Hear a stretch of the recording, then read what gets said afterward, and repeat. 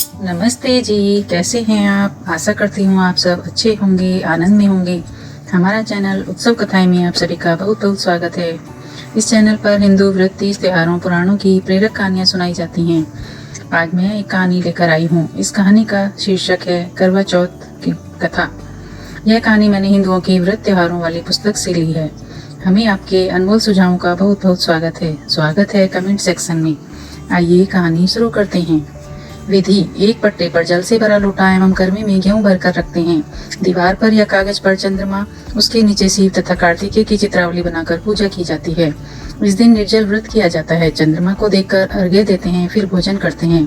कार्तिक मास की कृष्ण पक्ष की चतुर्थी को करवा चौथ का व्रत किया जाता है। यह स्त्रियों का मुख्य त्योहार है। सुहागिन स्त्रियां अपने पति की दीर्घायु के लिए यह व्रत करती हैं। कहानी: एक साहूकार के 7 लड़के और एक लड़की थी। सेठानी के सहित उसकी बहुओं और बेटी ने करवा चौथ का व्रत रखा था। रात्रि को साहूकार के लड़के भोजन करने लगे तो उन्होंने अपनी बहन से भोजन करने के लिए कहा।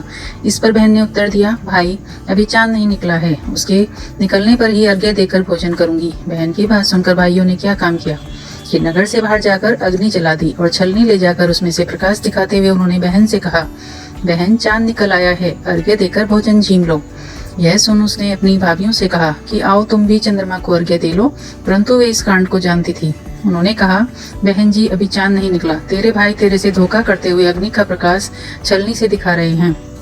भाभियों की बात सुनकर भी उसने कुछ ध्यान नहीं दिया और भाइयों द्वारा दिखाए गए प्रकाश को ही अर्घ्य देकर भोजन कर लिया।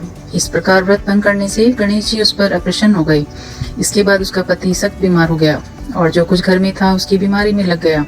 जब उसे अपने किए हुए दोषों का पता लगा तो उसने पश्चाताप किया।